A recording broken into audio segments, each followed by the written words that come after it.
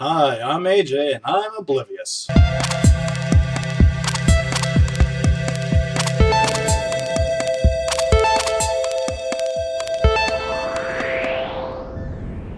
Alright, our first story of the day, actually just a continuation of yesterday, wherein Jeremy wanted me to explain the warp science a little bit more. I'm not going to get into the quantum physics of everything, but really it involves negative energy, a recently discovered form of energy, positive energy ring being turned into a donut now instead of just a flat ring, and warping space. Literally what happens when they warp space is what I really wanted to get into. Is it stretches space-time in front of the ship and then bunches up space-time behind it, so basically you're surfing on space-time, and since the light speed limit only applies to things that travel in space-time and not space-time itself, we could theoretically go faster than the speed of light, though really what's happening is just the universe is moving around us while we're kind of sitting still. It's weird, complicated, but a lot of fun. And in our next story, something completely different. A throwback to last week talking about all the protesters in the Middle East, the protesters, more like violent terrorist stuff. Anyway, the first death of a protester relating to something American has occurred, though not somebody shooting a protester or, an accident happening. Well, kind of an accident. One of the protesters was burning an American flag and then reportedly died from inhaling the fumes.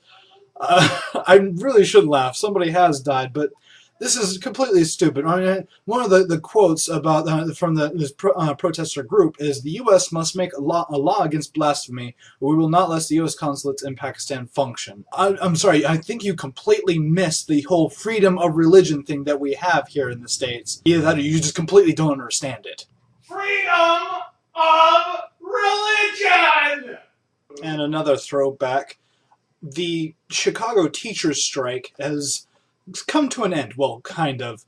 The teachers have decided to give a pause to their strike, go back to work for a while, and review the latest contract that has come forth from these dealings between the union and the schools and all of that. They could go back to striking if they don't agree on it, but really all the whole going to court thing and all that, I think has scared a few people, so hopefully this will get things finished. Back to space-type news, because, well, I love space, it's cool.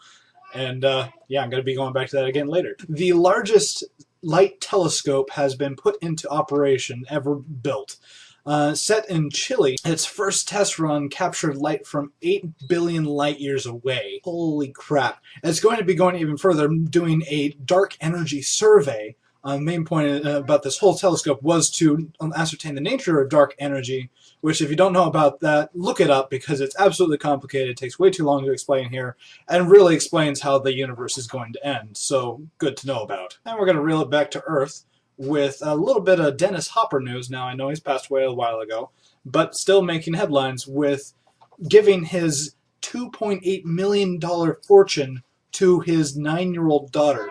Now, the main point of this is, not only is he giving it to a 9-year-old child, but he is not giving a cent of it to his ex-wife. In fact, there is stipulations in his will that she is never to see any of that. Now, if you followed any of his normal life, instead of watching his movies like a good person should, that he had a major, huge breakup with his wife, and is absolutely just torrid affair going through and everything anyway, even for Hollywood standards, resulting in this. Either way, I can't even imagine getting that much money.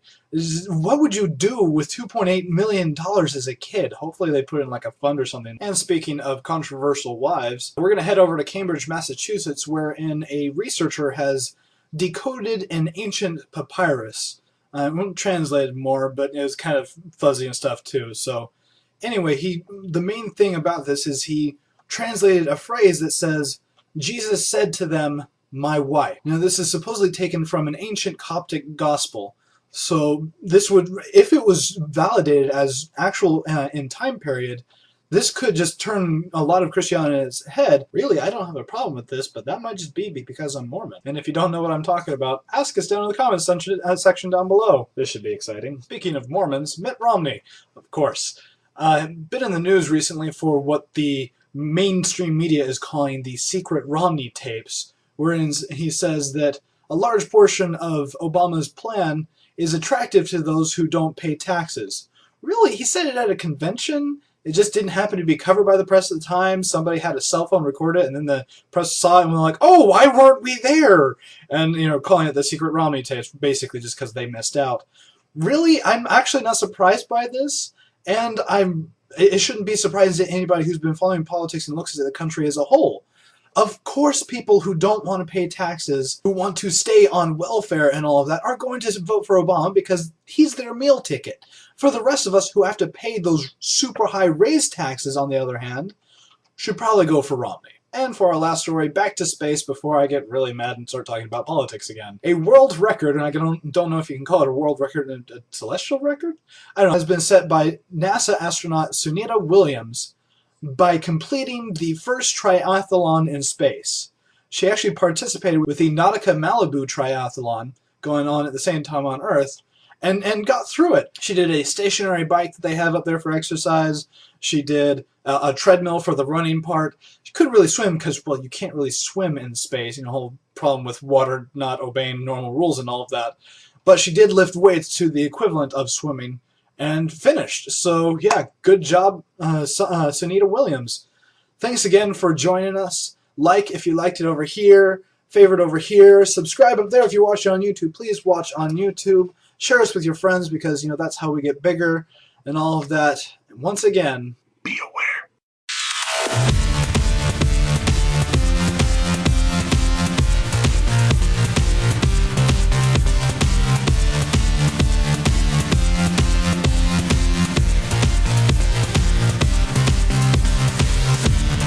You started talking right when I started recording. You're welcome. I'm going to scoop my chair. Back to space news. Space! I swear I'm not the one that gave Jeremy sugar and or caffeine.